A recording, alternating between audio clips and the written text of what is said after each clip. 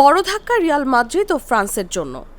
গুরুতর চোটে মাঠ ছাড়লেন তারকা স্ট্রাইকার কিলিয়ান এমবাপ্পে। বিশ্বকাপ 2026-এ তার খেলা নিয়ে উঠেছে বড় প্রশ্ন। 11 জুন থেকে শুরু হতে যাচ্ছে ফিফা বিশ্বকাপ 2026, কিন্তু টুর্নামেন্ট শুরুর আগেই দুঃসংবাদ পেল রিয়াল মাদ্রিদ ও ফ্রান্স জাতীয় দল। শুক্রবার রাতে লা লিগায় রিয়াল বেতিসের বিপক্ষে ম্যাচে 80 মিনিটের মাথায় হঠাৎই মাঠ ছাড়েন কিলিয়ান এমবাপ্পে। জানা গেছে তিনি নিজেই কোচ আলবারো আলবেলোয়াকে পরিবর্তনের অনুরোধ করেন, কারণ বাঁ পায়ের হ্যামস্ট্রিংয়ে তীব্র অস্বস্তি অনুভব করছিলেন তিনি।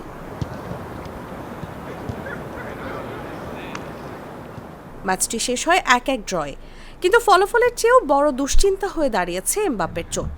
ক্লাব সূত্রে জানা গেছে প্রাথমিকভাবে ধারণা করা হচ্ছে এটি হ্যামস্ট্রিং মাসল ইনজুরি বা ওভারলোড সমস্যা।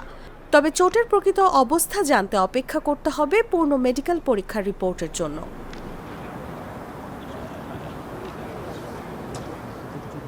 ম্যাচ শেষে কোচ আলবারো আলবেলোয়া জানান, এখনই নিশ্চিতভাবে কিছু বলা যাচ্ছে না। মাঠে এমবাপ্পে অস্বস্তি অনুভব করছিল, কয়েকদিনের মধ্যে সব পরিষ্কার হবে।